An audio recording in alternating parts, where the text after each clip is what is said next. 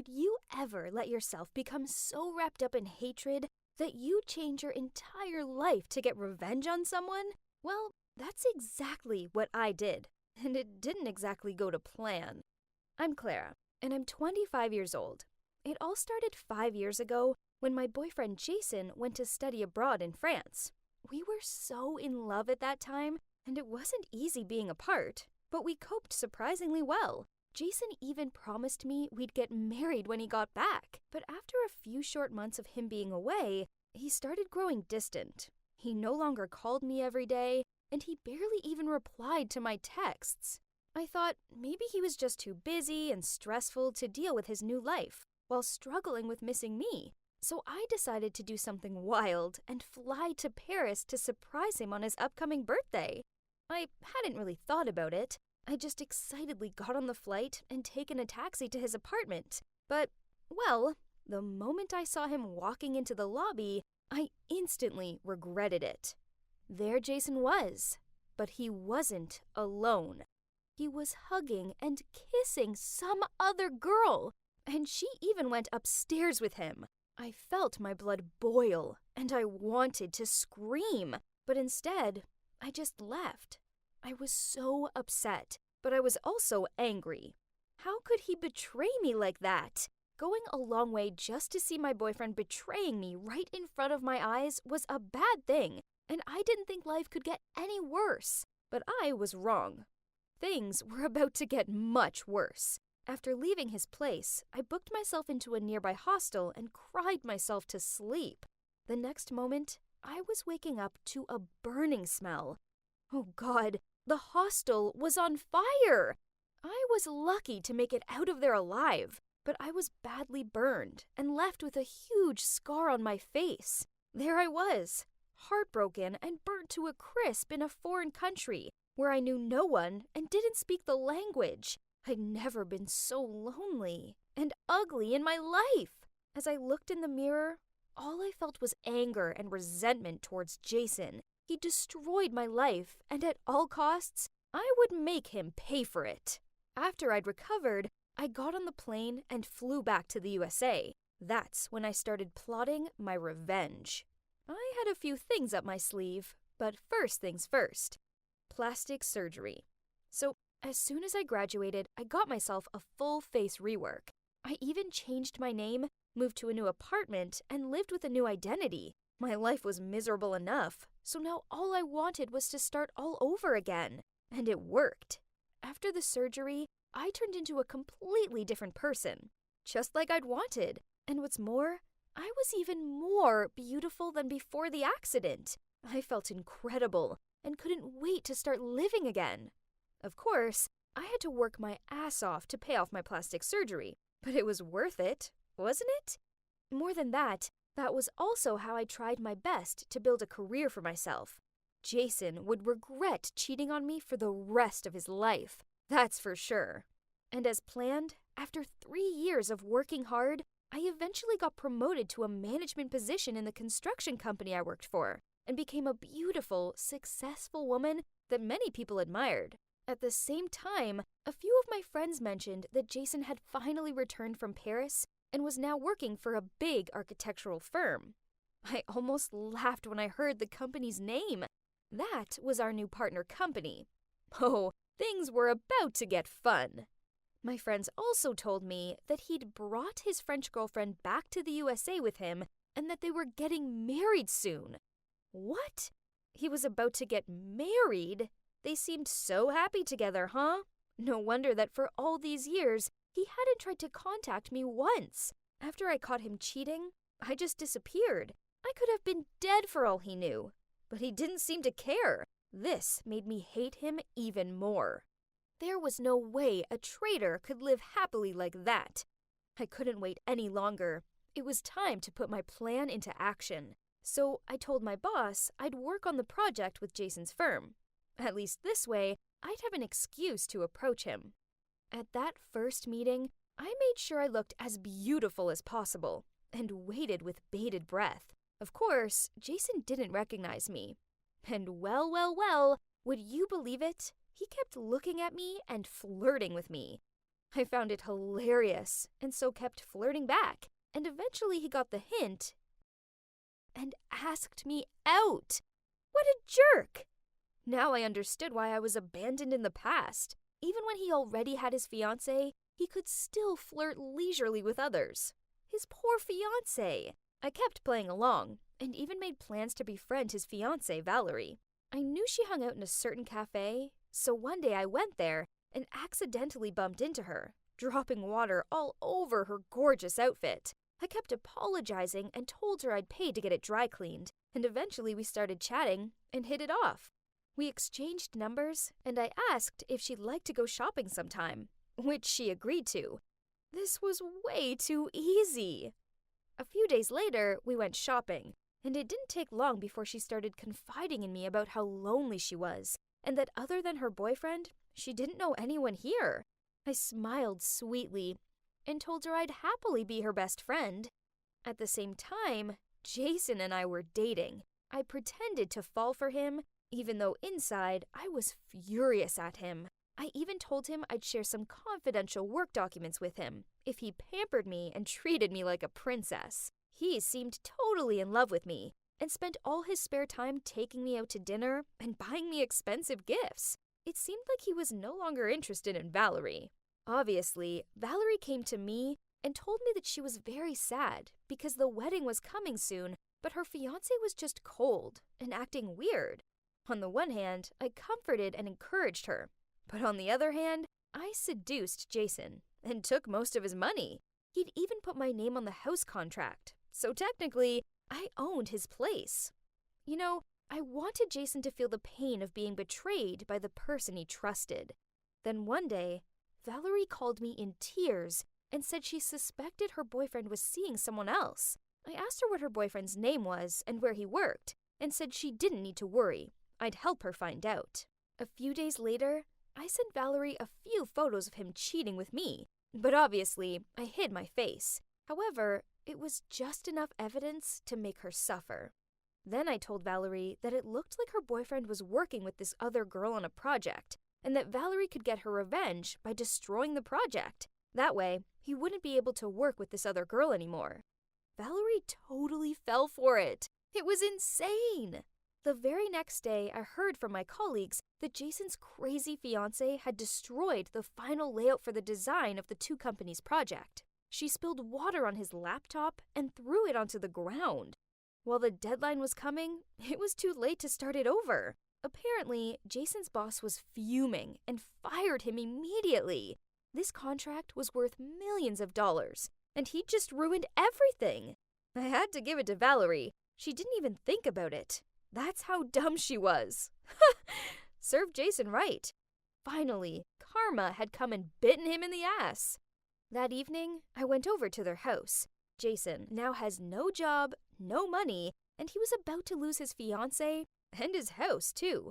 I knocked on the door, and when Valerie opened it, she was shocked to see me, but not as shocked as she was about to become. Jason saw me and looked like he was going to pass out. "Surprise!" I said. "Hi, Jason." At this, Valerie looked confused and said, "Wait, do you two know each other?" I just laughed and said, "We sure do, Valerie. In fact, I'm the other woman who he is cheating on you with. And that's not all. I'm actually Jason's ex." Then I turned to Jason. "That's right, Jason. It's me, Clara. Valerie, when he came to Paris, he was dating me, and then he cheated on me with you, so I've been getting my sweet revenge." Both of them looked completely stunned, and instead of shouting at me, they started fighting with each other. Valerie was screaming. "How could you?" Jason shouted back. "You're crazy! If you hadn't ruined my laptop, things wouldn't have been like this." "Oh, really? If you hadn't cheated on me, I wouldn't have done that," Valerie said, while bursting out crying. Pretty soon, she found out that the house belonged to me now, and all of his money, and that's when all hell broke loose. I just stood there, admiring how great my revenge had played out. Eventually, they broke up with each other, and I decided to kick them out of the house. So my cherished revenge plan for the past few years has been successful. However, there was just one problem. The price I paid for it wasn't small.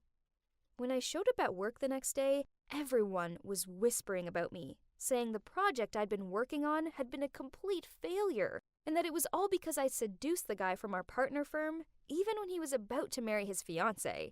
It was a disaster. My reputation was ruined. I couldn't handle everyone being against me, so I resigned. I decided to spend some time at home for a while, trying to clear my head. I didn't get it. I'd spent years plotting my revenge, and now that it had finally been a success, why did I feel so bad? I'd been so caught up in ruining Jason's life. I hadn't thought how it would affect my life, too. I'd been delusional.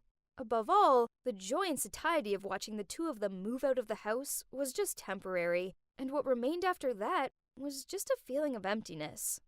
What had I been doing? I was just ruining people's lives, especially with Valerie. She was so innocent in all of this. How could I have been so cruel? Then one day, as I was walking down the street, I saw her at the bus stop, and she looked so sad and thin, and it tormented me. That poor girl didn't deserve this.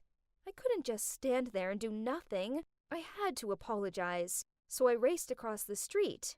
But by the time I got there, the bus had come, and she had gone. I decided to call her instead. I asked if we could talk, and at first, she refused. But once I said sorry and told her how terrible I felt about everything, she agreed to meet me. I was holding the keys to her old house, and as she walked towards me, I handed them over. She was surprised, but then I started to explain. Valerie, I'm so sorry. I didn't want to hurt you.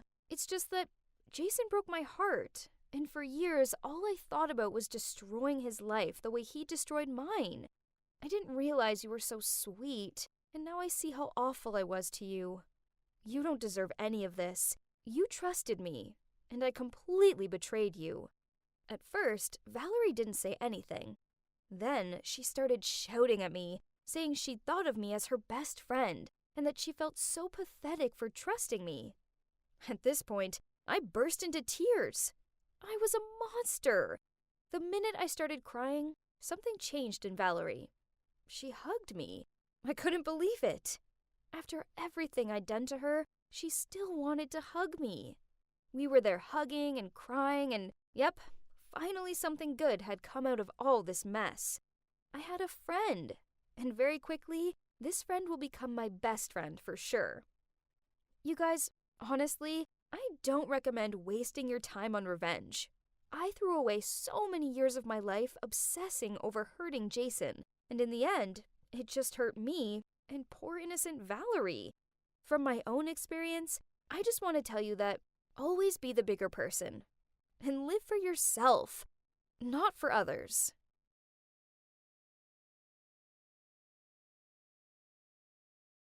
Sarah, it's about time you got married. What are you talking about? Get married? Not a chance. I'm still in school. Oh, give me a break. Marrying a rich guy will bring you more money than school ever will. Mom, I'm not like you. I actually like school. Now leave me alone. That was the conversation between my mom and I about 2 months ago. Well, look at me now. Here I am staying in one of the most luxurious villas in Boston. My name's Sarah, by the way, and I'm 16 and in high school. My life hasn't ever been normal. For starters, I don't have a dad, and my mom is totally irresponsible, choosing to spend any money we have on partying and men. Of course, she doesn't even have a job, so we rely on her latest fling to help support us. My mom has never really cared about me, so I just stay out of her life as well. She can do what she wants as long as I can do what I want. And what I want is to study really hard so that I can have a better life than hers. But as usual, she intervened in that plan, and 2 months ago she forced me to quit high school and get married. Obviously, I refused, and I even went on a hunger strike for a few days. But then one day she said, "Tomorrow, our two families will meet. If you don't rock up, I'll go to your school and tell them you're not coming back. But if you come, you can still go to school, at least until the wedding." Ugh. School. She's using what I love most against me, again, to force me to follow all of her ridiculous plans. Fine. I agreed. I mean, it was just a meetup. It's not like they could pressure me to get married right away, right? So the next day, I followed my mom to go meet Adam's family. I was shocked when I saw him. He was wearing a mask that covered half of his face, and he just sat there, not uttering a word, just staring at me without even blinking. Honestly, it was so creepy. His parents seemed nice, though, and they explained that he'd been in an accident when he was a kid, which had left him with a severe burn scar on his face. So he wore the mask to avoid scaring people off. I could see him watching me, waiting for my reaction. So I tried to smile back. I felt so bad for him. But at the same time, there was no way I wanted to spend my life with this guy. So I decided to put my plan into action. All I had to do was get his parents to disagree with the arrangement. So I acted as clumsy as possible.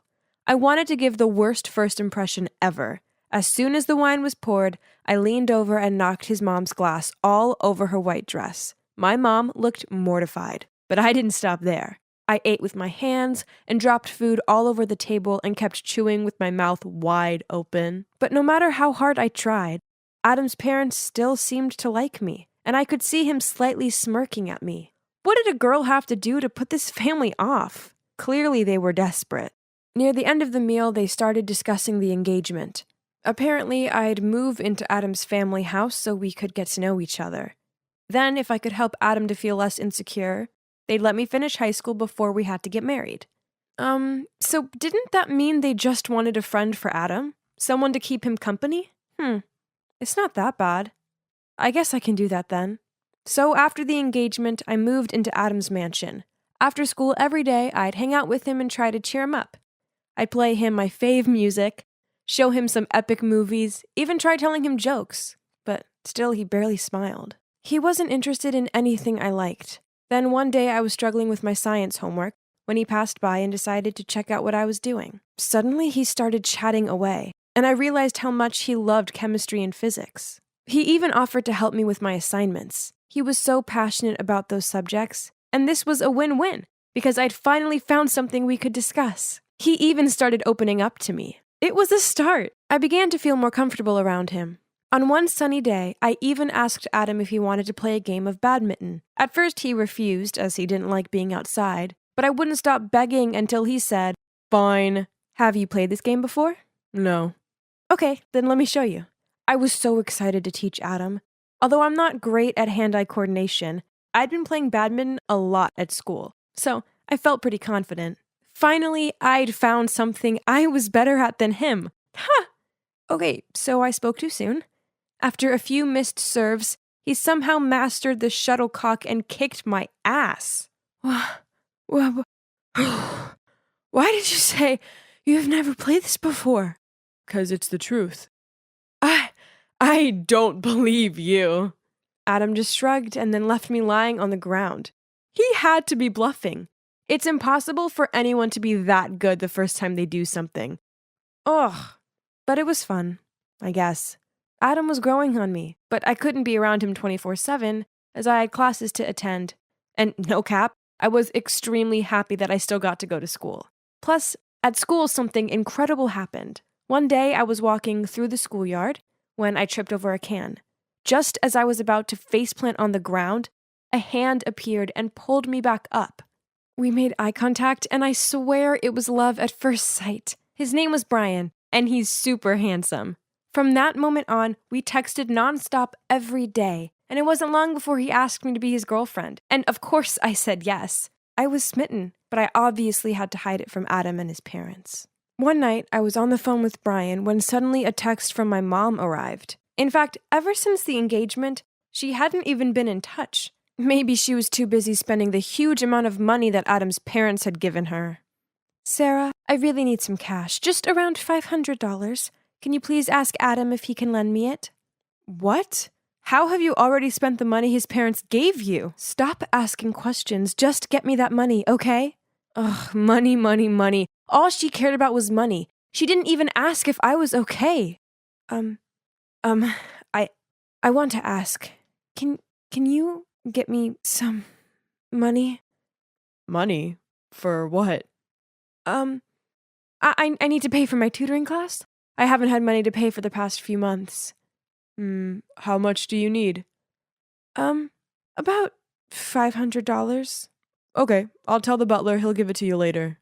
Phew, that was easier than I thought. But Adam didn't ask twice about it. Was it because that amount's just nothing to a rich guy like him? Anyway, at least he'd said yes. That would shut my mom up for a bit. If only. A few days later, she texted me again. This time she wanted $3,000. Was she kidding me? I just ignored her. But she kept bombarding me with texts and calls. It went on for days. She wouldn't leave me alone. I didn't give in, though, until this photo was sent to my phone. It was of me and Brian holding hands and clearly in love. Turns out my mom had been so desperate for the money, she'd turned up at my school one day to talk face to face, and that's when she saw us together. She then threatened me and said that if I didn't get her the money, she'd tell Adam's family what I was up to. This terrified me, because then I'd have nowhere to go, and I wouldn't be able to go to school anymore. I couldn't let that happen. I had no other choice but to keep asking Adam for the money with my lame excuses. From buying books, to a relative who was ill and needed treatment, you name it, I'd use it. Every time I asked Adam, he looked at me like he was worried about me and asked if I was okay. This made me feel even more guilty, because it seemed like he genuinely cared about me. To make up for it, I'd bake him cookies, and even knit a cute sweater for him as a birthday gift. But then, a few weeks later, he asked if we could talk. As soon as I walked into his room, he threw a bunch of photos at me. They were all of me and Brian. I couldn't believe it. Did my mother betray me? But that's not the case. He told me how he'd had someone follow me because he felt I'd been acting weird. Not only had he discovered I was dating someone, he'd also found out that I'd been lying about the money and giving it to my mom. He was so disappointed in me. Please leave me alone. I don't want to see you anymore. I was so worried I'd be kicked out of their house, but no one mentioned anything. His parents still chatted to me at dinner, and they seemed happy enough. Only Adam avoided me, which of course made me feel terrible. The only one I had to lean on right now was my sweet Brian. So after dinner one night, I decided to go over to his place. I really needed some comfort right now. But when I arrived outside, through the window, I saw another girl in his room. They started kissing, and I thought I was going to be sick. In a panic, I quickly crawled over and hid below his window to listen in. But aren't you a bit too close with that Sarah girl lately? Don't you dare. Don't worry, Pumpkin. It was all just for you. I noticed that she lives in a big mansion with personal drivers and all. Her family must be filthy rich. So I just wanted to be a good friend and help them spend those money. You know, and maybe that way I could get you the new Chanel handbag that you always want. Oh, really, honey? So, how's it going? Well, a dud. Seems like she's the stingy kind of rich girl. Ugh, keeping every single nickel all to herself. How was I supposed to believe what I'd just heard? My heart was shattered into pieces, and I couldn't hold it in anymore. I stood up and put my face against the window. You're dumped! Brian looked so shocked to see me there, but I didn't wait to see if he had anything to say. I just ran home in tears and locked myself in my room. Sarah, open the door. Do you know how many days you haven't eaten for? Sarah, open the door. If not, I will send someone to break the door down. Oh God, are you okay? What's going on? Nothing. I'm sorry. Sorry for lying to you all this time. I didn't mean to. Suddenly, Adam hugged me and said, It's okay. Don't cry. Now can you just tell me what happened? In tears, I told Adam the whole story. From being used by my mother to being betrayed by Brian. Perhaps this is what I deserve for lying to you. Actually, if I were you, I wouldn't want to marry someone like me anyway. You're a great guy. As long as you have confidence in yourself and live with a more positive attitude, good things will happen to you, I promise. Even with this ugly face? I looked up at Adam and, oh my gosh, the burn scar on his face. It was worse than I thought it would be. I reached out to touch it. It must have been so painful. Can we start over? Keep helping me, okay? I looked at Adam, smiled and nodded. So after that day, I continued to stay at Adam's house and help him get out of the isolated, self-deprecating life he'd been living. Gradually, his attitude improved, and he even started taking a business course to get ready for taking over his family's company in the future. I also encouraged him to start taking off his mask. Love everything about yourself, including that scar. As for my mom, she's currently being detained for her illegal gambling. Yep, that's what she spent all that money on. She'll probably end up in prison, and even though this isn't what I want for her, she kinda deserves it. Oh, and about the wedding, we postponed it. Lucky for me, both Adam and his parents want me to go to college first and pursue my dreams. Once I graduate, we'll probably start planning our wedding, though, and it'll be truly out of love this time.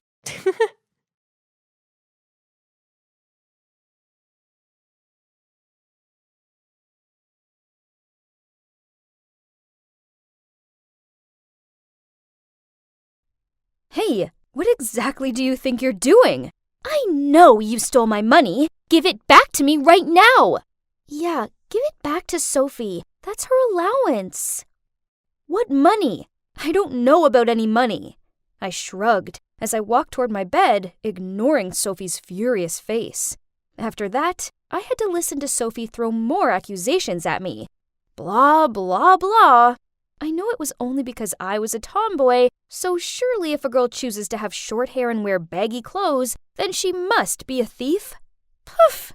Eventually, I reached my breaking point. Quit with the accusations. I didn't steal any money. I didn't even know you had money. I know you took it. If you don't return it to me this instant, then I'm gonna tell Miss Hopkins. Her idle threats didn't bother me, so I just flopped down on my bed and played on my phone. Talk about a heavy atmosphere. Ugh. Then I saw them all frantically checking their phones and giving each other confused looks. So I took an earpod out and heard a phone ringing from over by Sophie. Isn't that your new phone, Sophie? Why don't you pick it up? What? No! Sophie stuttered while Bella and Carly stared at her, all confused. I walked over to Sophie's bed, lifted the pillow, and yep, there was a brand new iPhone 13 Pro Max. So, Sophie, if there's nothing wrong with your brand new phone, then why did you feel the need to hide it so badly and not answer my calls? She nervously chewed on her nails, then blurted out, Fine, I spent all my allowance on a new phone. I knew my parents would be livid that I spent it so quickly, so I thought it'd be easier to blame you, since you're new and look kinda intimidating. Nice. I stared at her. You could have, found someone dumber to mess with, as I already see right through you and your dirty schemes. But whatever. Girls, I'm sorry. She gave Bella and Carly pleading looks. Please forgive me. They both shook their heads and told her that she'd have to ask Miss Hopkins, the dormitory supervisor, for a room change, else they'd tell everyone what she did. So Sophie angrily packed, then moved out. When the room was Sophie-free, Carly and Bella apologized to me, then helped me tidy up my stuff. I smiled at them. No worries, it's cool. After that, they wouldn't quit complimenting my clothes and style, and how smart I was. This was flattering and all, but I kept my chill exterior. That weekend, the school took us out on some woodland activity day. Our teachers organized a treasure hunt and divided us into groups. I ended up with Carly, Bella, and these two other girls. The teacher handed Bella the map, and she held it up the wrong way. I think this map's broken. I chuckled, took it off her, then using the first clue we'd been given, I quickly found out that we needed to walk 100 steps east and find a tree by the lake. Turns out, all of the other clues were as easy peasy as the first one. And soon we'd finish the game. In first place. Everyone was gawping and clapping at me. Poof, it's just a piece of cake. We were on our way back to the dorm room when Carly sidled up to me and said, Hey Sam, you did great today. Oh, it's nothing. Puzzle games are my cup of tea. Hey, I have an idea. Let's form a detective team, as our school still has a few cases unsolved. That's a good idea. With the Sherlock Holmes minds of ours combined, nothing is impossible. Then the three of us looked at one another and laughed. I gave a nod in agreement. I mean, a detective agency sounded kind of fun. And that's how the CSI detective team was born. It stands for Caroline, Samantha, Isabel. Of course. At first, everyone laughed at us because they thought this group was nonsense. But then, the math exam was stolen, and through our expert investigation skills, we linked it to none other than Aubrey, the top student in the class. Hey, we even caught the creep who broke into the school to spy on the girls. And it was only a matter of time till everyone began to recognize our talents. One day, the three of us were standing at the locker when a series of message alarms rang out. It turns out that our school's confession page has a new post claiming that Liam, the most popular boy at school, was seducing, then defrauding numerous girls. They also posted some of the love notes Liam had slid into the girls' locker to manipulate them into giving him money. The message showed, "I can't wait to take you on a special date, but my debit card won't work. If you lend me yours, I'll make our date unbelievable. I promise. X." OMG, this is unbelievable! At that moment, I felt a tap on my shoulder, and I turned around to see a sullen-looking Liam standing there. "Please, you've gotta help me. These are all false accusations. Please help me find out who did this." And of course, all of us nodded immediately. No one would refuse to help a boy as cute as Liam. Oh, I mean, we're the school's famous detective team, so how can we ignore this? Right? Yeah, right. I rolled my eyes. I didn't blame Carly for liking Liam. I mean, everyone likes him. I guess even I did. Bella then interrupted my daydreaming. Come on, guys. Let's focus on our job. I think the person who did this must have some kind of grudge against Liam. Everyone agreed and started investigating, which led me to sneak into Liam's dorm and rifle through the bin. Bingo! I found a scrunched up piece of paper with the messages Liam had supposedly sent to his victims, scrawled in green ink. Then, who should just so happen to have green smudge on their hand but James, one of Liam's roommates. It turns out James did this just because he was jealous of Liam's popularity. How petty. Well, this success certainly made the detective group more credible. We actually had our own fan base, and I was always overhearing other kids talking about us in a good way. Best of all, Liam was so grateful to us that he started hanging out with us more. We even went to the park with him one weekend, and he bought us all ice creams.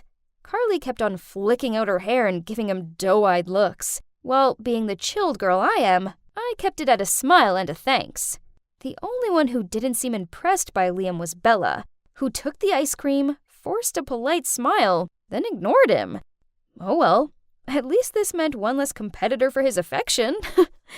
One day, we were having lunch when we overheard the girls at the next table talking about how a girl saw a ghost in the old chemistry lab, and it scared her so badly, she refused to leave her bedroom for days. According to the others, the legend of this ghost had been around for a long time. Now, this sounded like a job for the CSI, but Bella immediately folded her arms and shook her head. No, I'm not going. There are no ghosts in this world. I firmly said, yep, so we have to go and clear this up. But no matter how much Carly and I tried to persuade her, she point-blank refused to go. Don't you know about the curse? If anyone goes looking for this ghost, they will be cursed and have bad luck for the rest of their lives. Didn't you just say there are no ghosts in this world? So why does that dumb curse bother you? Actually, I'm afraid of ghosts. I looked at Bella and tried not to laugh.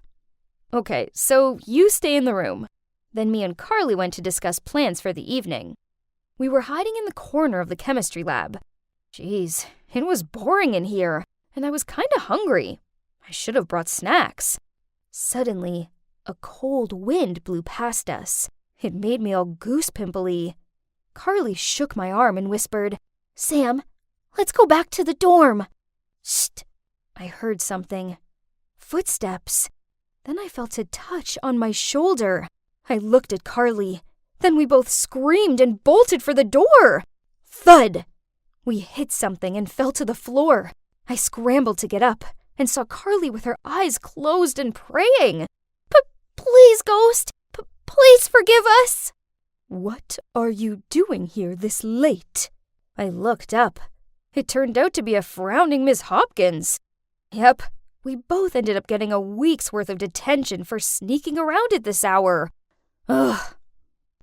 After Miss Hopkins gave us another lecture and escorted us back to our dorm, Bella looked at us from her bed and said, "I told you that you'd both end up cursed, didn't I?" I snorted. I mean, a curse was nonsense, right? But then weird things started happening to me and Carly. My history assignment disappeared 10 minutes before the deadline. Carly went to put her sports kit on and found it covered in mud stains. And our personal items kept on disappearing, then reappearing in weird places. Worse still, the rumor of the detective team being cursed spread very quickly. Enough was enough. I needed to investigate this so-called curse and get to the bottom of it. I told Bella and Carly what I planned to do, but they didn't seem convinced. No! What if something bad happens? I'm never going back there! Sam, you shouldn't go there either. Okay, chill. I won't do it. It's just an idea. Calm down. That's what I told them. But the thing is, I don't give up easily, and I needed to figure out what was going on. So that night, I snuck out of the room and went to the lab alone. The hallway leading to the lab was so dark and quiet that I could hear my own breathing. Then suddenly, I saw a dark figure standing in front of the lab door. I tiptoed over. Then I heard a voice. Did anyone see you? So ghosts can talk now? But wait, why is this voice so familiar? I shone my phone flashlight at it. Bella? And Liam? Bella startled. Listen to me first. It's not what you're thinking. Oh my God, had my friend been betraying me all this time? I immediately turned away and stormed off. Bella tried catching up with me to explain, but I didn't want to hear it. It was her all along. She'd played those sneaky tricks on Carly and me so we thought we were cursed and wouldn't go back to her and Liam's secret rendezvous place. Back in the room, I told Carly what had happened, and we decided to ignore Bella. That's what she deserved. One day, we were eating lunch when Bella came over. Both of us were about to leave, but Bella hurriedly said, "Please give me a chance to explain." There's no need to explain. We know what you did. I know I messed up, but it's only because I'm afraid you guys will react like this, and I didn't want to lose our friendship. I put down the tray and reluctantly sat down. I've been dating Liam for a while, and we were going to go public, but then I could see that you both liked him, and I was worried you'd be mad at me, and our detective team would disband. God, you're such an idiot! Do you think we're that selfish? So yeah, we have a bit of a crush on Liam, but if you told us you were dating him, we would have been cool with it. Hearing that, Bella looked embarrassed. Then she gave a reconciling smile. Then we all hugged each other and promised that from now on, there would be no more secrets between us. And of course, the CSI detective team is still active, and now even has a hot new boy member. Yep, you guessed it right. It's none other than Liam.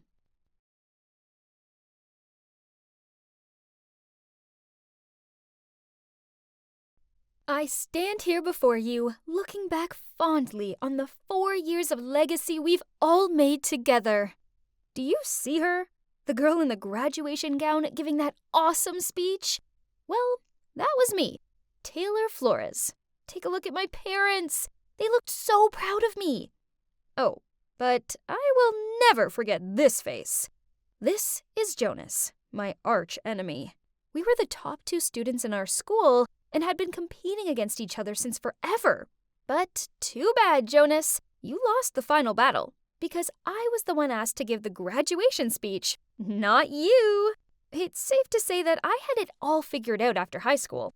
First, I would move to New York to attend the most prestigious college in the city, majoring in English, of course. Then, when I graduated from college, I'd write my first novel, then publish it to acclamation and glory. Now, that's what I call a perfect plan. Just wait for it. You will see my face on thousands of book covers. Taylor Flores's time has come. I want those pages by the end of Friday, else be prepared for a pay cut this month. Ugh! I hate deadlines! As you can see, my life didn't exactly turn out as I planned. What went wrong, you ask? Well, after I graduated from college, I pursued my writing dream. But every agent and publisher I sent my novel to rejected it. I kept pushing myself to write more, but then I ended up having writer's block. I couldn't create stories anymore, so I decided to switch to writing for newspapers. I used to think that if I had to write for a newspaper, then it'd at least be a famous one. But life is not a fairy tale. On the contrary, it's actually cruel and unfair. Well, at least it was to me, because my preferred newspaper rejected me a bunch of times. So now I ended up here, working for this unknown news website with an all-time grumpy manager. Okay, so back to what was happening at the office. Suddenly, my phone buzzed through an email. Oh no, it's an invitation to my high school reunion. No way I could go back to my hometown and see everyone. They'd all see what a loser I'd become and I'd be the joke of the party. All the worst case scenarios were running through my mind until a call from Amelia came. It's my bestie from high school. She asked me if I was going, and I told her never in a million years. If you don't go, then everybody will assume that you failed in life and you're too ashamed to go. So the best thing you can do is to attend and keep your head up high. Man, Amelia really had a point and was great at persuading other people. No wonder she's now a lawyer. Ugh. So here I was, in front of the venue, feeling so nervous that I thought I may throw up. But it's now or never, right? I just needed to put my game face on. I entered the room to a load of unfamiliar faces. Huh? Was I in the wrong place? I was about to leave when I suddenly bumped into somebody and fell on the floor. Ouch! I looked up. It was a chubby lady who was holding her baby in one arm and gripping a toddler's hand with the other. I instantly apologized. I'm so sorry. I hope I didn't hurt the kids. Oh, it's fine. You're lucky my belly was big enough to block you. She then paused and took a closer look at me. Is that you, Taylor? You look great. Let's get inside. The party just started. Wait, she knew me. But who was she? I guess she did look familiar. Maybe I should wait for Amelia and ask her, as she had kept in touch with most of our classmates. I looked around, trying to find someone familiar to have a chat with, but my gosh, why was it so hard? But then I saw a woman who had beautiful, long blonde hair, and I instantly knew who it was. Jessica, the hottest and most popular girl in high school, and the captain of the cheerleader team. I walked over to her, and we began to catch up. We chatted a lot, and she was so funny. I don't remember her being so hilarious. My God, you're so funny, Jess. Hey, Jessica! I heard Amelia shout. I looked over at her, and she was walking towards someone else. It was the chubby lady from earlier. So, she's Jessica? Oh my, she definitely changed a lot.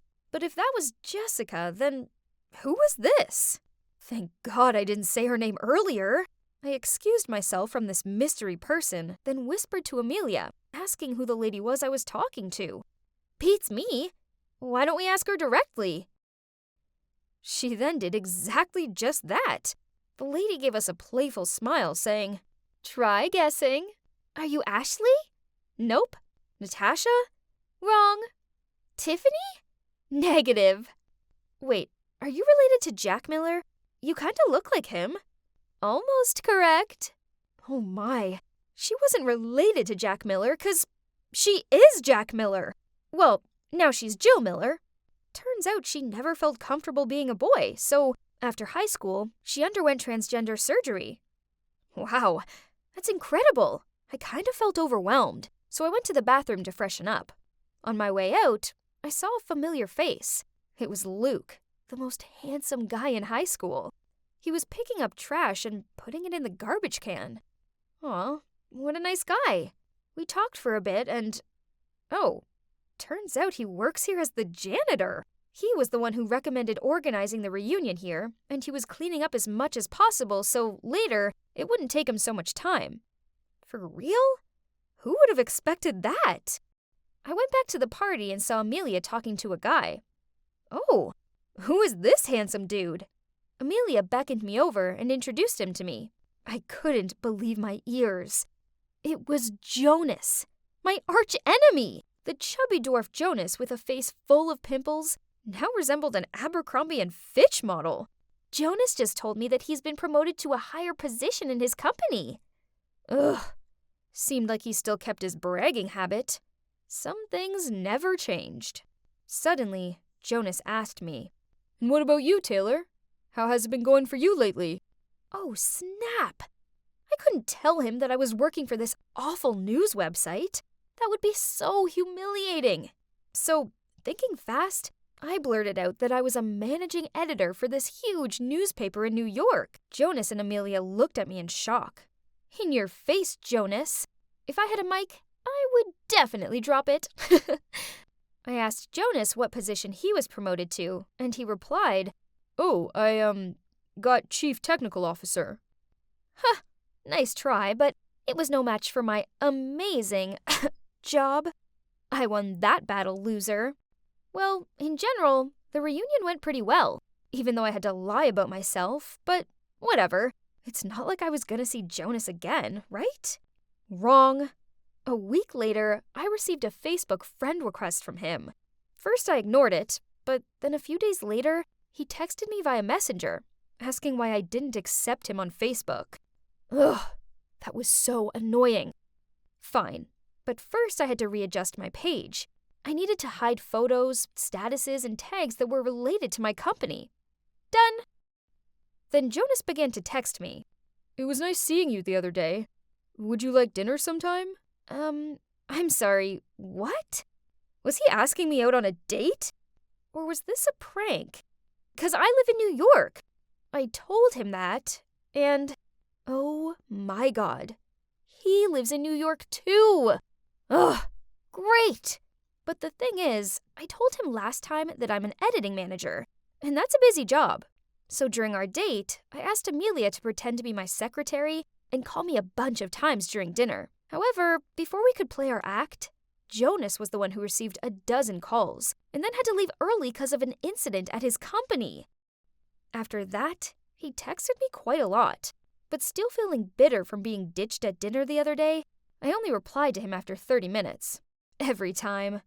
But on days when he didn't text me, I found myself staring at my phone, longing to hear from him. Jesus. I was falling for him? Jonas? Why Jonas? I couldn't understand myself anymore and was unable to stop my feelings. So when he told me he liked me, I said I liked him too. And soon we became a couple. It was great at first, but then Jonas insisted that he drive me to work and pick me up. Oh no. I refused, of course, but he wouldn't take no for an answer. Ugh. So when Jonas dropped me at the fake office, I had to run. No, I had to sprint 5 blocks to my real office to make it on time. And then in the evening, I had to leave 30 minutes earlier to run back to the other office and wait for him to pick me up. The first 3 times, I could handle it. But Jonas wanted to drive me to work every day. That's enough. I needed a break from all this running. Eventually, I came up with an excuse. I bought a bike and told him that I wanted to ride to work, as it would be good for my health. Phew. I didn't have time to run 5 blocks each day anymore, because I had an important interview to prepare for. Oh yeah, I was applying to my dream newspaper. Again, if I did get in, I don't need to lie to Jonas anymore. And luckily, my interview went pretty well. I had a smile on my face as I walked over to the elevator. First it was just me, and then a bunch of employees went in. The elevator was about to close when suddenly, from the outside, someone put his hand between the doors. "Please wait!" And that's when I saw a familiar face. Jonas! Our eyes met, and we both looked shocked. Then one of the employees said to him, "Hey boss, I already finished the report, and will send it to you this evening." What? Why did the guy say that to him? When the elevator reached the ground floor, I quickly ran out of it. Jonas ran after me, held my hand, and said, Wait, let me explain. "What is there to explain? We both lied to each other." Jonas held me in his arms and tried to keep me calm. Then he began telling me everything. Oh my God. Turns out he's the actual editing manager of this newspaper. Ugh! Well, that explains a lot. I should have known he didn't work in technology, as I once asked him to repair my laptop, and he ended up locking himself out of it. Hearing you say you had my job shocked me. I didn't want to embarrass you, so I made up another position. So he knew right from the beginning I was lying. Then why did you insist on driving me to work, when you already knew I didn't work there? I was just messing with you. Besides, I was kinda curious to see how long you could keep the lie up for. I'm sorry. But the truth is, I like you. I have liked you since high school. Back then, I was always competing with you 'cause I wanted you to notice me. I thought I was about to throw a tantrum, but thinking back, it was all my fault. If I hadn't lied in the first place, then Jonas wouldn't have had to lie about himself.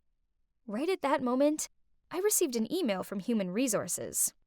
Oh God, I got in! They were so impressed by me that they had to email me right away. I was so happy that I hugged Jonas as he said, "Congratulations, newbie. Now, let's get to work. Your first task is to go out on dinner with me."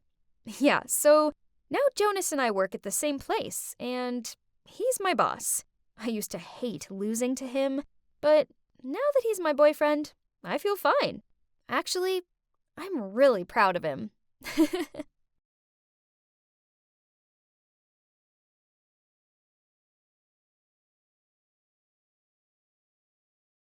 This was my first ever day at high school, and naturally, I'm owning it.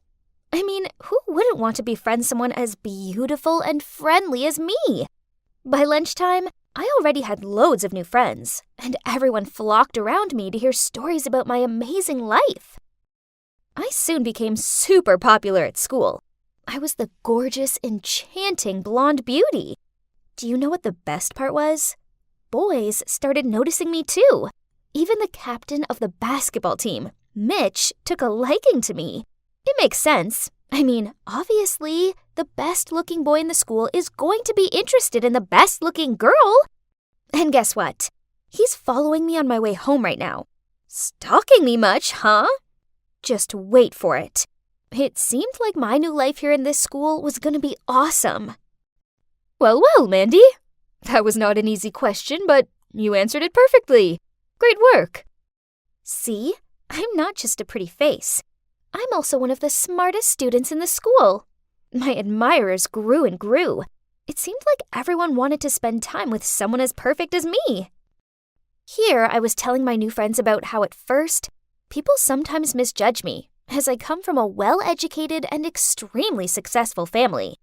My parents are super wealthy individuals who encourage me to always be the best version of myself and strive hard to never let them down.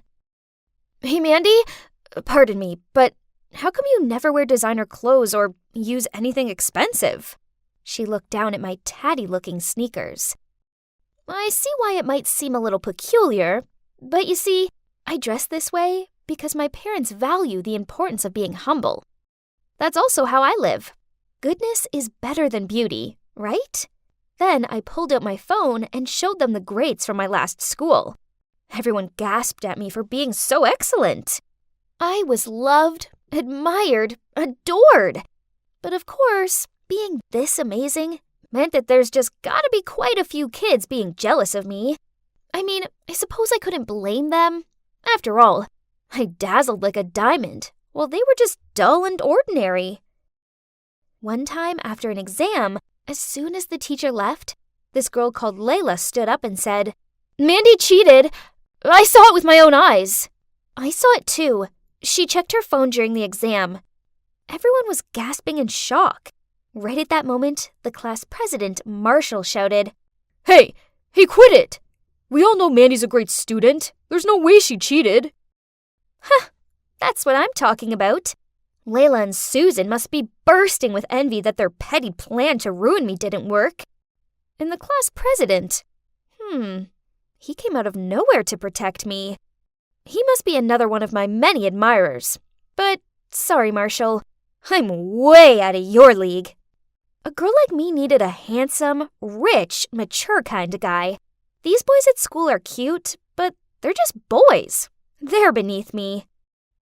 One time I was in a rush and didn't have time to search my locker, so I accidentally took the wrong textbook with me to class. Seeing my mistake, Layla and Susan immediately jumped in. Uh-oh, what's this? We thought Miss Perfection here never messed anything up. I didn't even have a chance to say anything, as this Beth girl spoke up. Hey, cut it out! Who doesn't make mistakes once in a while, huh? Here, you can share mine. Oh, wow. This girl was kind of nice. It was good to have an ally to deal with Layla and Susan. So, at lunchtime, I joined Beth's table. We started chatting, and she was clearly fascinated by how amazing my life was. Great, now I had a faithful sidekick. Hey, Beth, help me do the homework for today, okay? Again? I have to attend a very important party with my parents tonight. There will be politicians and plutocrats. I won't have time to do homework. Now I have to go home early to get dressed and do my makeup. Bye! I didn't need to turn around to see her funny, bewildered face. She looked like that every time I asked her to do my homework. But it was worth it. Right, Beth? She got to hang out with the hottest prodigy in school. Me! So a little bit of extra homework was a small price to pay for such a privilege. You know, to me, that homework was nothing. I just didn't have time for it. I had to admit that having Beth around was very convenient. She made sure my grades stayed top of the class, leaving me time to play polo, go to the golf club, and attend charity functions with my parents. She also let me borrow her dresses, bags, makeup, and this super cute pair of high heels. My friends admired me, strangers idolized me, my teachers adored me, and I had a wonderful, loyal best friend. Life was perfect. Until one day, as I was shimmying along the hallway, I noticed something odd. People weren't giving me their usual looks of adoration. Instead, they were turning their noses up at me. Huh? What was happening? Hey, Beth, do you know what's going on? People are acting really weird. She just shrugged. I don't know. Let's see. I tried to tell myself that it was no big deal, but I couldn't shake off the feeling that something was wrong. Then later that day, my worst fears were confirmed. As I entered the classroom, Marshall came over to me and waved his phone in my face. Good game, Miss Perfect. Turns out you're just a big fat liar. I looked at his phone and saw a long post with a lot of photos attached. There's a big title saying, "The Truth About Mandy the Liar," and each photo came with a caption. Mandy's house is actually very ordinary. She lives with her grandparents. There are no luxurious mansions or wealthy parents. When Mandy just came to the school, she made friends with everyone, bragging about her fame, fortune, and popularity. I don't know who she is. So what if we just shared the same path to the bus stop? Who said that I intend to get acquainted with her? Her transcript from her old school isn't even hers. She's just photoshopped her name on it. Every time she stood up to answer a question or take a test, she cheated, so she got a good grade. God, all this? How did they know? It felt like my heart had lodged in my throat, and my mind was spinning. My eyes blurred when I saw Layla and Susan approaching me. I stared at them in shock. Mandy, honestly, we don't hate you. It's just that we realized your stories were ridiculous, so we decided to find out the truth. That's right, but you sure did cover your tracks. We couldn't find a thing. Hang on, so who found these pieces of evidence? I did! Right at that moment, my so-called best friend appeared, followed by the homeroom teacher. Mandy, I know you think I'm some desperate wannabe you can control, but no!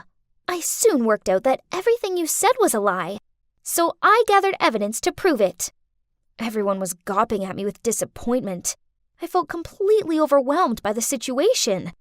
This couldn't actually be happening. I pinched my arm. Ouch! It was as painful and as real as what was going down before my eyes right now. Beth continued, "It's not good for you to live a lie like this. Who even are you?" Ah! Reality images started flooding into my mind, making my brain feel like it was going to explode. I grabbed my head and ran out of the classroom. When I opened my eyes, I found myself in the hospital. The homeroom teacher was sitting next to me, and my grandparents were also there. They all looked very disappointed. "Mandy, the principal was very angry and was about to expel you. But it was Beth and her friends who convinced him to let you stay." What? Beth? But she was the one who exposed me. Noticing my surprise, the teacher continued. "After seeing your reaction, Beth realized that perhaps you had a psychological problem, so she convinced us to help bring you to the hospital for diagnosis." I looked up at my grandparents. They were all in tears. Unexpectedly, I burst out crying. I longed so much to have a dream life full of fame, riches, and admirers that I drew a vision for myself in another reality. I was so absorbed in that illusory scenario that I forgot my own reality. This was last month, and I'm currently on medication for my delusions, and I'm also seeing a therapist. Right now, I'm on my way to see Beth, Layla, Susan, and Marshall. No, I'm not making it up. I really am meeting them. Oh gosh, there they are. This is scary, but it's something I've got to do. So I took a deep breath, then taking my therapist's advice, I spoke from the heart. "Hi guys, thanks for coming. Firstly, I want to apologize for lying. The truth is, I've lived the lie so much that I could no longer distinguish what was real and what wasn't. My therapist helped me see that this all began after I lost my parents.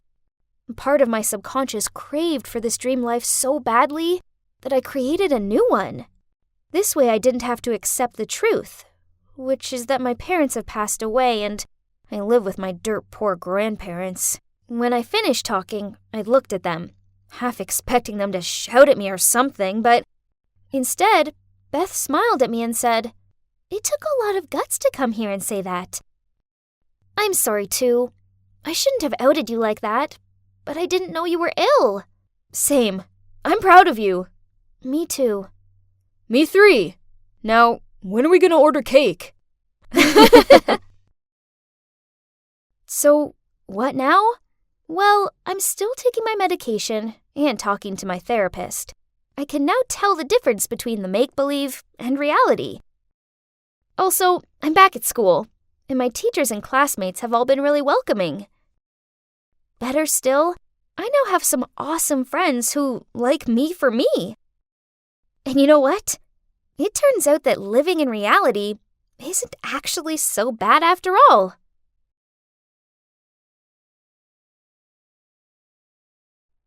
Susan, hurry up or we'll be late to see the House of Gucci. Hang on, where was Susan? I looked around to see my friend standing on the spot. Lola? Isn't that your car?" I looked in the direction Susan was pointing and saw my beloved car resting on the back of a tow truck. Great! Our only mode of transport was being impounded for illegal parking. So much for a movie trip. Well, let's call it a day. My line of thought just ended when, oops, something fell on my shirt. Ah! Those stupid birds! Unbelievable! This was my brand new tee, and now it was covered in bird droppings. Oh yeah, welcome to a normal day in the life of Lola the Jinx. Yes, I've been called that since I was a little kid. All of my relatives, except for my parents, have always been extra wary of me. Then, when I was 12, during a boring family gathering, I overheard a heated conversation between my uncle and my parents. "Stop living in denial. That girl's bad luck. Send her off to boarding school. Anywhere, as long as she's away from this family. You're being ridiculous. It's my daughter you're talking about. The fact that you lost your job has nothing to do with her. She's just a kid. That's right. This isn't Lola's fault. You need to stop blaming her for everything because of some silly words. It turned out that the silly words in question were told by a prophetess on the day of my birth. So, my family owned a famous furniture manufacturing business in the area. But unfortunately, on the day I was born, there was a fire in the workshop and they lost everything.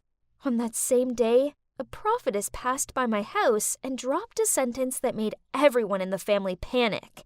That newborn is a jinx who will bring misfortune to the entire family. So that's why relatives ignore me, don't invite me to parties, and whisper about me behind my back. I don't want to believe the prophecy, but with all the bad luck I've had so far, it's hard not to. Have you ever carried an umbrella around with you for 6 days straight, only for it to be sunny? Then the one day you forget to bring it, it pours down? Or have you ever been able to lick a delicious-looking ice cream when you tripped and splashed the whole ice cream on the poor person standing opposite you? Well, not only was I unlucky in my own right, but my ill fortune also affected the people around me. It's no wonder I'm a shy girl who struggles to make friends. Besides my parents, I only have one friend, Susan. Hey Lola, have you ever thought about breaking your bad luck? There's a very famous fortune teller in town. Breaking bad luck? Well, that sounds like a good idea. I've had enough of being Lola the Jinx.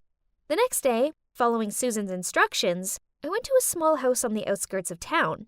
As I knocked on the door, I was nervous and excited. I hoped this would finally be the end to my run of bad luck. A woman in veil let me in. I couldn't wait any longer, so I blurted out, "Hi, I'm here since I heard you could help me get rid of my bad luck, right? Please help, whatever it takes." The fortune teller sat still for a moment, then a smile lit up through her veil. You're Lola, daughter of the Gonzalez family, right? I was stunned. Whoa, she was good at her job. I mean, I hadn't even introduced myself yet. Of course, I already knew that you'd come here, but it would be difficult for me to eliminate your misfortune. There's only one person in the world who can undo your jinx. They will bear all the bad luck for you, and even bring you good luck at the same time. Is that so? But who could that be in this whole wide world? I blurted out. The fortune teller smiled and said that if I wanted further clues, that would cost me a few more bucks. Oh well, I've already come this far, so it's worth spending the rest of my monthly allowance to know who my mystery savior was, right? Then she pulled out this drawstring bag and shook it. She told me to draw an item. Oh, it was a small tile with a single letter on it. A. Well, well, well. Interesting. A person whose name starts with an A. Fear not, Lola. The universe will signal you to find that very person. I then went home and couldn't stop searching my mind for people I know with A names. Let's see. The most potential person was Ariel, a classmate of mine who was super lucky in everything. That's right, no one else but her. She was born wealthy and fortunate. She didn't even study and she always got good grades. Actually, she just won the school raffle. Her prize was a year's supply of donuts and a bowling trip. Obviously, she was the complete opposite of me. With her inherent luck, surely a little bit of my jinx seasoning wouldn't make her too miserable, right? But honestly, I'm not fond of Ariel. She's sour, scornful, and a show-off. Still, dear Lola, anything was possible if you wanted to end your bad luck. So I was determined that from tomorrow, I would make her my best friend. Together we would have the perfect balance between bad luck and good fortune. But easier said than done. Being friends with Ariel meant I had to continuously compliment her on everything. Her new shoes, high grades, choice of lipstick color. Ugh. She also made me go and queue up to get her lunch. Someone like me struggled to carry my own lunch without tripping, let alone two. But the weird thing was, I didn't fall over. Actually, ever since I started hanging out with Ariel, I couldn't recall anything bad happening. With my newfound luck, I started opening up to some of my other classmates. And you won't believe it. An unlucky girl like me even won 2 tickets to the opening of a new water park. So I decided to share one with Ariel.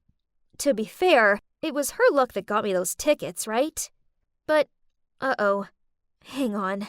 Was that Ariel tottering out of the changing rooms in her stiletto heels? What an idiot! And right after that, just as you might have guessed, she slipped over. But to my horror, she also frantically grabbed onto my arm to take me down with her.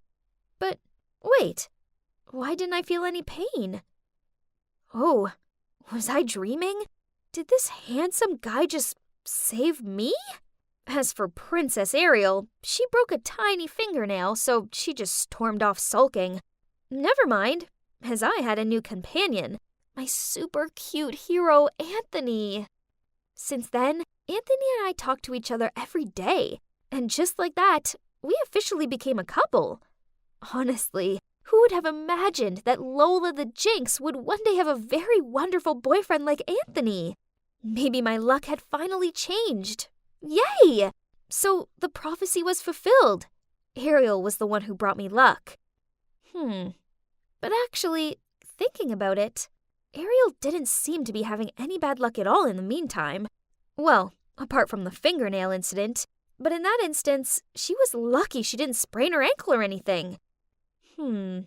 Perhaps we were all riding on the good luck train, for once. But there's still one thing I can't understand. Honey, why were you so late today? Sorry, babe. On the way here, I got a flat tire. Twice. Yeah, you see, my boyfriend sure had been having a lot of bad luck lately. But wait, Anthony also has a name that began with the letter A. Could it be that it was Anthony who bore my bad luck? Not Ariel? Oh no, this couldn't be happening! Then, over the next few weeks, my suspicions were confirmed. Anthony lost his phone. He misplaced his assignment, picked up the wrong dog from the vet's, and even managed to walk into his mom's brand new, expensive vase. Smash! I could continue to be a jinx, but I didn't want any of my loved ones to endure this fatigue for me. Instead, I needed to find a way to help Anthony get out of this for good. Maybe he could befriend someone super lucky. Then this would reverse his bad luck. With this plan in mind, I planned a picnic for us both, then invited the luckiest person I knew along too, Ariel. At first, it seemed to be going really well. It wasn't raining, and there weren't ants in our sandwiches. But then I noticed Ariel giggle and twizzle with her hair as she looked at Anthony. Oh no, Ariel had a crush on my boyfriend. The problem was, the more I saw them together, happy and bad luck free, the more I concluded that Anthony was better off without me. So I started ignoring his calls and messages and purposely avoided the places I knew he would be. All was going well, until he showed up outside my school. Ugh! Lola, why are you ignoring me? What did I do wrong? I pretended not to hear anything and kept walking, but he ran after and caught me by my wrist. So I yelled at him, "Nothing! You're perfect! That's why I stopped talking to you. I'm a jinx, and you deserve better." He gave me a confused look, so I explained all about how bad luck had a way of following me and the people I was closest to, and that's why I had set up a date for him and Ariel. You're such a fool. Are you seriously ready to throw away what we have because of some stupid prophecy? Plus, I'm not an object for you to just give away to whoever you want. Then he stormed off. This was awful. Now I'd gone and lost my amazing, sweet, caring boyfriend, and I only had myself to blame. Later that night, Mom walked into the living room and saw me slumped on the couch crying. She asked me what was wrong, and I blubbered out all about my bad luck, the fortune teller, and how I lost my boyfriend because of it. I think it's time I visited this fortune teller. It might be the prophetess from the day you were born. I didn't see her back then as I was in the hospital with you. If it really is her, I'm longing to know why she decided to put so much stress on our family with her ludicrous words. The next day, Mom and I went to the fortune teller's place. Mommy yanked the veil off her face and stared at her in shock. Turns out they went to school together. And back then, this woman was jealous of my mom's luck. A jealousy she never got past. So she tried to sabotage her by telling those ridiculous prophecies to not only me, but the rest of our family. Thinking about it, throughout my childhood, my relatives treated me like a bad luck charm. So that's how I acted. I alienated myself, acted insecure, and had no confidence. Maybe it was my negative energy that was making me unlucky, not some dumb prophecy. So what happened next? Well, Mom made sure the whole town found out about what a fraud the fortune teller is. She wrote a public apology to us and paid us compensation. As for me, I decided it was time to make my own luck. So I went round to Anthony's and handed him 2 tickets for the water park. And I apologized for all my superstitious nonsense. He seemed to appreciate the gesture, and he forgave me. So we're back together. Yay! From now on, it's only positive vibes, happy thoughts, and grasping life's opportunities. The most important thing I've learned is that if you see life as beautiful, it'll always be beautiful to you in return.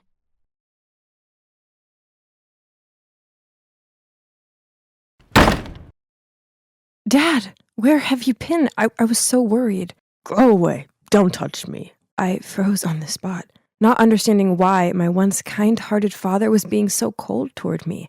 I snapped out of my daze and tried helping him forward, but he flinched me away. My eyes started to tear up, and I didn't know what to do. Then another woman appeared. She quickly helped him up and smiled at me. Don't worry, sweetie. I'll take care of him. Excuse me? Who was she? My mother had barely been put in the ground, and Dad had already moved on? I couldn't watch any more of this, so I quickly left the room. How could things go downhill this quickly? My life used to be so simple and perfect. I had a loving family. I was always on top at school. People always complimented me on how I inherited both the beauty and intelligence of my mom and dad. But then a traffic accident happened and took Mom away from us. Ever since then, my polite, well-mannered, loving dad changed into a cruel, bitter drunk who seemed to despise me. Ugh. The next day, I arrived home from school with the worry about what state my dad would be in. But, why was Uncle Alfred on my doorstep? I invited him inside, and there was Dad, slumped on the couch, surrounded by empty beer cans. As soon as he saw us, he slurred out and started throwing the cans at us. Uncle Alfred then took me to dinner so we could have a talk, and I couldn't help the tears as I blurted out how bad things were at home. He patted my arm and said, Your father's been through a lot. I think it's best if we give him time to sort himself out. I think you should come live with us for a while. So that's how I ended up living with Uncle Alfred, Aunt Madeline, and my cousin Charity. At first, everything seemed fine. As bad as it sounds, it was a relief to be away from Dad and to be able to properly process my thoughts for once. I was so grateful to Uncle Alfred for giving me a second home. But then he went away on a business trip, and everything changed. I was walking back to my room when Charity appeared in her doorway and tripped me up. As I stumbled and landed on my hands and knees, she snorted out, Yes, that's right. Bow down to your queen, you hideous peasant. You should know your place in this house. Ugh, that girl was such a pain. Since her dad went away, she wouldn't quit tormenting me. It's ironic that her name is Charity, but she doesn't seem kind at all. I'd had enough of her cruel jibes. This had just got personal. So I angrily replied, I know you're just jealous of me because your grades suck and you're not as pretty. Charity's eyes welled up. Then she shoved past me and ran to her mom. I followed after her and explained what happened to my Aunt Madeline. She frowned at Charity, then scolded her. Phew. Fortunately, I had Aunt Madeline on my side. Anyway, justice is served, right? Wrong, as it wasn't long before my aunt's attitude changed toward me too. One time, I was helping my aunt cook a casserole when the doorbell rang. It turned out to be an old friend of my aunt. As soon as she saw me, she happily said, Wow, it's only been a few years, but Charity sure has grown up. The older she gets, the more she looks like Alfred, doesn't she?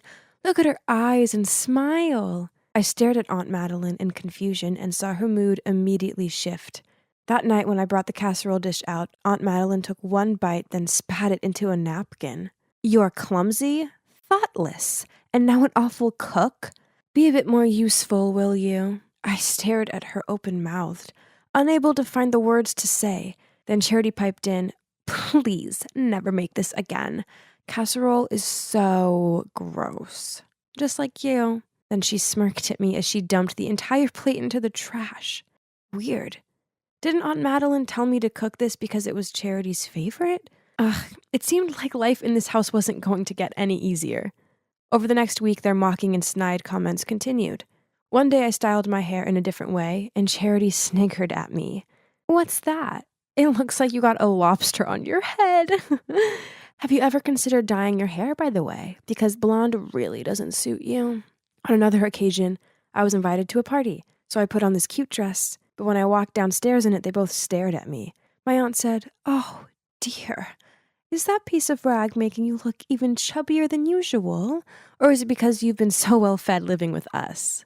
Another time, I was sitting at the breakfast table, dabbing lip gloss onto my lips, when Charity yanked it off me. As I tried to grab it back, she sniggered out, what for? Putting this on your gross lips just makes you look desperate. No one wants to kiss you anyway. Gosh, my patience with this girl was wearing very thin. Worse still, Aunt Madeline overheard the whole thing, but she just laughed. I didn't understand why they were being like this. I knew I wasn't ugly or fat, and far from it. I know I'm pretty, as I was always complimented on my glossy long hair. Well, until I moved here, anyway. This was so confusing. Why were they jealous of me? It turns out that being too beautiful was not easy. Ugh. Things got trickier when my dad, who's also the school principal, returned to work after his time off. He totally ignored me, and it made me feel terrible. Then I arrived home from school to Aunt Madeline fussing over me and asking if I wanted anything to eat. Huh? What? Oh, I see. Uncle Alfred was back from his work trip. Ugh! It was time I exposed this mother-daughter duo's fake act once and for all. So that evening, I volunteered to cook. Yep, you guessed it. I made the casserole dish. As I brought it out, Charity accidentally shouted, Ew! I already told you I hate this dish. Aunt Madeline turned pale, and Charity gave this gawping, shocked look. Then I dropped to my knees and pleaded, I know I'm wrong. Please don't punish me anymore. I don't want to sleep in the basement again. Uncle Alfred looked very confused, so I continued. I forgot that Charity hates this dish. I've been punished several times, but I still keep on messing up. I'm the one to blame. What is this? I go away for a few weeks and come back to carnage? He ordered Aunt Madeline into their room for a private chat. We're not even related. Don't expect my mother and I to be nice to you, she said, then stormed off. What? What did Charity mean? Of course we were related. Aunt Madeline was my dad's sister, right? I wanted to know what was going on, so I hid behind the door and listened in on their conversation. Tell me the truth. Teresa is your child with Claire, isn't she? I was taken aback. Claire? My mother? Had I misheard her? I know. Mark told me. The day Claire had the accident, they ran some blood tests, and he found out Teresa's blood type didn't match his. Obviously, she's not his biological daughter, and she looks just like you. Now tell me, did you and Claire cheat behind our backs? You used to be in love with her before you married me. So Dad treated me like that because he found out I'm not his own daughter? And Alfred and my mom used to be in love before she got married to my dad? Explain to me! Enough! Alfred finally spoke up. I have nothing to explain to you. Hearing footsteps toward me, I rushed to my room, closed the door, then crawled into my blanket pretending to be asleep. Suddenly, I heard the door open. It was Alfred. Teresa, let's get out of here. I packed a bag and left with my Uncle Alfred. We moved into a small apartment not too far from his house. Even though he took care of me a lot, he never mentioned that day ever again. I didn't dare to ask either. So we just let it slide. He had to be my real dad, right? He just wasn't ready to talk about it yet. I tried to avoid Charity as much as possible, but this wasn't always easy as we went to the same school. It wasn't like I was scared of her or anything, it was just awkward. Then one day, I walked along the corridor to see flyers stuck to lockers, doors, windows, and floating around the floor. They all had a picture of my face on them, and scrawled across them was, "This fraud is the product of her cheating mom and a married man." Everyone was giving me dirty looks and whispering about me. I panicked and rushed out of there, but I wasn't looking where I was going and bumped straight into a jock, and standing next to him was Charity. "Enjoy the fame? These flyers were specially made for you." Right at that moment, my father appeared holding a flyer. He waved it in front of her. "What is this? Who allows you to trash the school with this rubbish? Leave Teresa alone." I couldn't cope with my father right now, so I ran off to class. That afternoon, I heard the school speaker announce that everything written on the flyers was lies, and Charity would be in detention. Once the last bell rang, I just wanted to get home and hide away from the world. But as I walked outside, I saw my dad waiting for me at the gate. I had nothing to say to him, so I ignored him and walked off. "Please, Teresa, at least hear me out." I stopped on the spot, then walked over to him. I guess it was time I found out the truth. So, turns out, yes, I'm not his daughter, but I wasn't Uncle Alfred's daughter either. "I found this, and it made me feel so guilty," he said. He showed me an artificial insemination certificate file. Turns out after years of trying, my parents went to run some tests, and my dad was diagnosed as infertile. Mom didn't want him to be upset, so she secretly got artificial insemination and gave birth to me. "It was never your mom's fault, and I was wrong to treat you like that. I'm so sorry." A fresh ran of tears streamed down my face with each word I heard from him. "Teresa, I'm so sorry that us adults' selfishness and bitterness has hurt you." Startled, I turned around to find that Uncle Alfred was already there behind me. I guess he'd come to pick me up, and I didn't notice since I was talking to my dad. He must have heard the whole story. "Alfred and I will do anything to make it up to you. Even if you want to find your biological dad, we'll try our best." I looked at him and Uncle Alfred, thinking, there's no need to, as I've already got two amazing dads.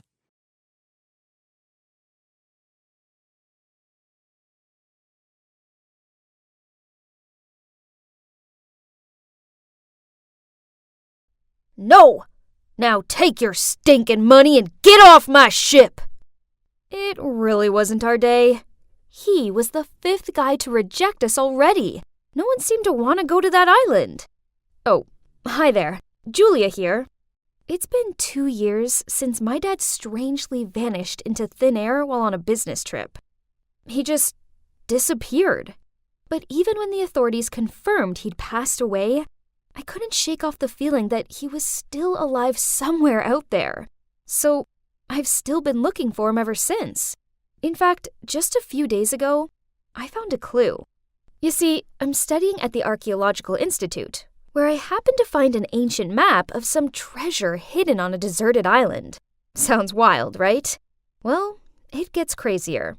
Right at the exact spot where the treasure was marked on the map was a symbol of a swallow. My dad's signature swallow, and his initials RC were written there too. Could it be? There was no time to waste. So that's how I ended up here in a fishing village close to that island with my best friend Lily. She's tagged along because she was so worried about me going alone, which was sweet of her. You see, there was a rumor among the locals that the island was cursed. Apparently, anyone who dared to venture there disappeared without a trace. That's why it's named the Lost Isle. But there was one ship that had returned from there intact, Captain Black Bill's. On returning, he told the locals that surrounding the Lost Isle were reefs with super fast currents, so most ships ended up shipwrecked. The souls of those who died there were trapped years after years and became wicked spirits guarding the island from strangers. But fortunately for Black Bill, he happened to have a charm of the goddess Amphitrite to protect him from all the storms at sea. And it actually worked. Anyway, Lily and I decided he was the man for the job, so we went to the local pub to find him. "Give me another rum and coke, will ya?" he said between hiccups. The man was already drunk. I then asked him if he could take us to the island, but the barman chimed in. "Oh, come on. Only fools dare to go near the Lost Isle." But isn't it safe to go with Black Bill? I heard he's protected by a goddess or something. "That's right." Black Bill suddenly raised his voice. "But the charm only works when you're out at sea. Stepping onto that island is another matter. Besides, the spirits guarding that island are terrifying. I'm not insane enough to go back there. So the answer is no! I wasn't about to give up, though. How much do you want? 50,000 and I'll take yas. He laughed. His words left us dumbfounded. Let's just go home. This was a waste of time. He's obviously trying to steal our money. 50 grand? Where on earth could we find that amount of money? But I'm so close to my dad now. I can feel it. I can't give up halfway. Suddenly, I had an idea. Actually, we wanted to go to the island to find an ancient treasure that's worth way more than $50,000. If you take us, we'll split the treasure. What do you say? Ha! How do I know you're not bluffing? He said. So I showed him the map. It took him a few minutes, but eventually he shook my hand and the deal was set. Then he said we needed to set off as soon as possible. Otherwise, other people would try and beat us to the treasure. So, early the next day, we boarded his ship, the Siren. And I'm not gonna lie, we were both pretty scared. The other sailors were quite rough, and only one of them stood out as he smiled brightly at us. He then came over and offered to help carry our luggage. He was just so sweet compared to the others. What's so funny? I'm Skylar, by the way. Oh, nothing. It's just, you don't really seem like you belong here. Well, I don't have much choice. My dad's the captain. They're related? But he seemed nothing like Black Bill. He could clearly see I was surprised as he said, Everyone reacts like that. It's true. I don't look much like him, do I? Ahem. I turned around, realizing Lily was just standing there waiting for us. She had a smirk on her face and wouldn't quit teasing me as Skylar led us to our room. Since when did you change your type to sailor boys? I just shook my head, laughing. I mean, he was cute, but that wasn't the point of the trip. We settled in, but that night I couldn't sleep at all. I decided to go up on deck for some stargazing. It was eerily quiet out there, but I suddenly heard a sound coming from the other side of the ship. I quickly went to see and found Skylar leaning on the rail. He's probably having trouble falling asleep too. So we ended up chatting all night, and I told him why I had to get to the Lost Isle. He looked me in the eyes and said, I'm sure you'll find your dad. I know you can do it. He seemed so sincere and warm. It actually made my heart skip a beat. By noon the next day, we had reached the island, and it was just as terrifying as Black Bill had said it would be. Rows and rows of jagged rocks rising out of the sea, with the waves crashing so high, I thought we'd be shipwrecked in a second. The ship was shaking so violently, I really didn't think we'd make it. But we did. After almost colliding with the rocks a few times, we eventually made it through, and I've never been happier to see land before. However, there were still many challenges ahead. The first night on the island, I was curled up in my tent when a sound of footsteps coming from outside woke me up. I quickly unzipped it to see who was there, and that's when I saw a dark figure rushing off into the bushes. I was so scared, I screamed and woke everyone up. After checking, we realized all our bags and food that we'd left outside had been stolen. Perhaps the ghosts of this cursed island are trying to scare us away. I felt Lily shiver beside me, while I tried my best to look unfazed. But Skylar suddenly spoke up. What would ghosts do with food anyway? It was obviously some man. Monkeys? Yes, it was obviously monkeys. Right, son? In fact, they'll probably come back. So we best keep our eyes peeled. For the rest of the night, we took turns guarding the tents. Then once the sun came up, we packed up our camp and continued on our journey across the jungle. Julia, are there really ghosts on this island? Ghosts aren't real, Lily. I started, but then I found myself screaming. My right leg dropped and suddenly I was falling into a hole. Luckily, Skylar was nearby and grabbed my arm just in time. I quickly looked down and saw there were dozens of sharpened wooden stakes at the bottom of the hole. What in the world? That wasn't the only trap, though. As we crossed the island, we all got stuck in a snare at some point. From net to rope leg traps, this cursed island has all the tricks up its sleeve. Luckily, no one got seriously injured, but it was still totally freaky. That night, I headed towards Skylar's tent to thank him for saving me, and as soon as he saw me, he pulled me into a hidden corner and said, "There's something I need to tell you. I'm not Black Bill's real son." "Skylar!" Black Bill suddenly shouted from a distance. "Come here! Right now!" "I'll talk to you later. Hide that compass, and don't tell anyone." Before I could even begin to understand what was going on, he'd left.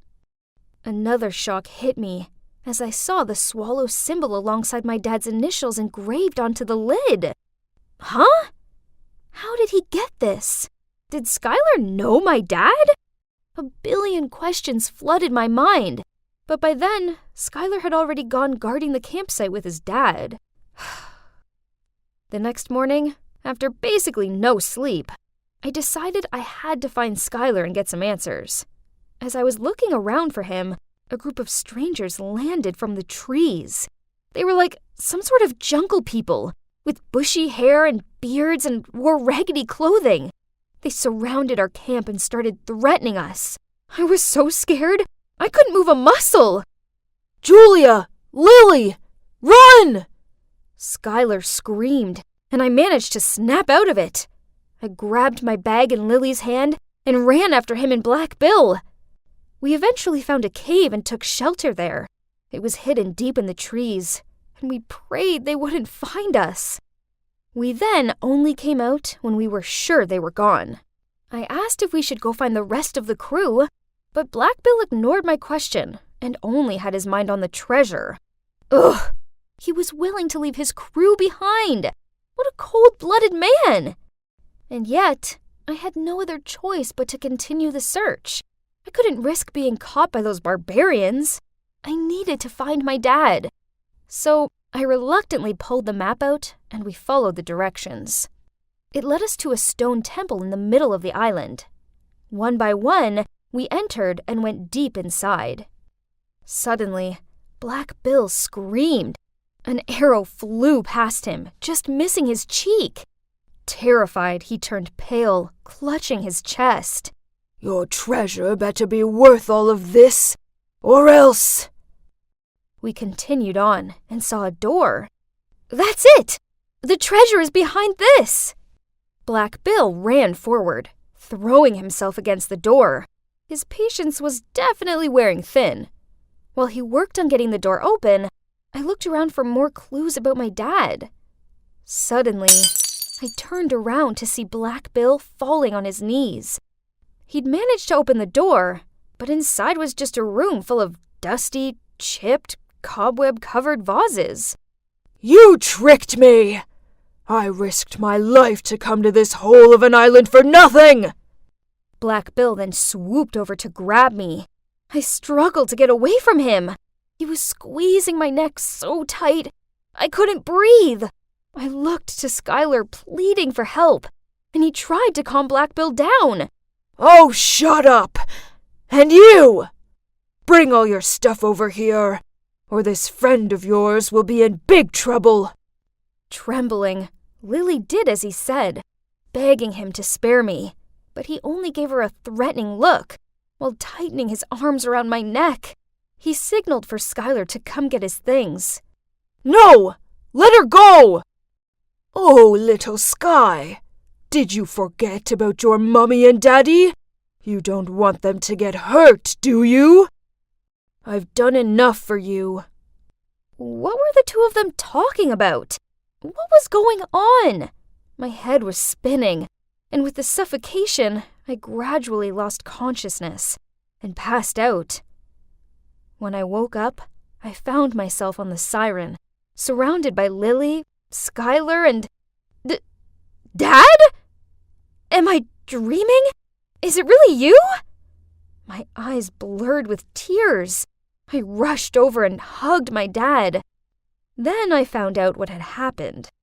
As soon as I fainted, the horde of barbarians rushed in, captured Black Bill, and freed us all. Turned out, these people were all sailors, archaeologists, and explorers who had come to the island to look for treasure. When going through the reef, they were attacked by a group of pirates who robbed them of all their possessions and belongings. Then they were mercilessly dumped empty-handed on the island.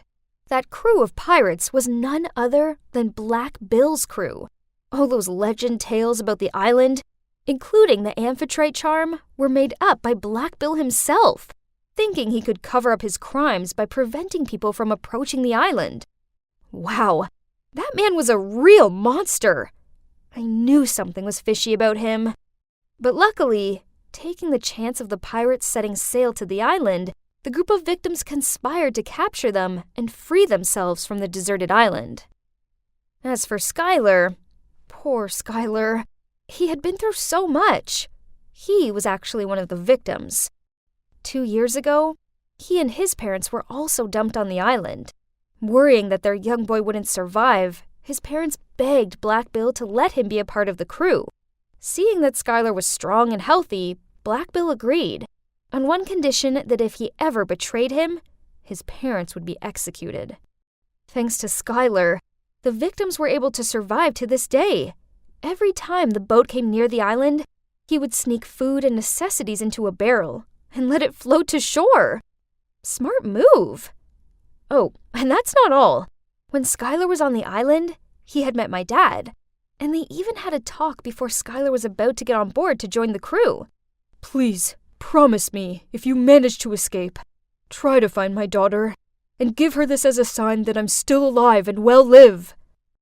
I promise. I couldn't believe it.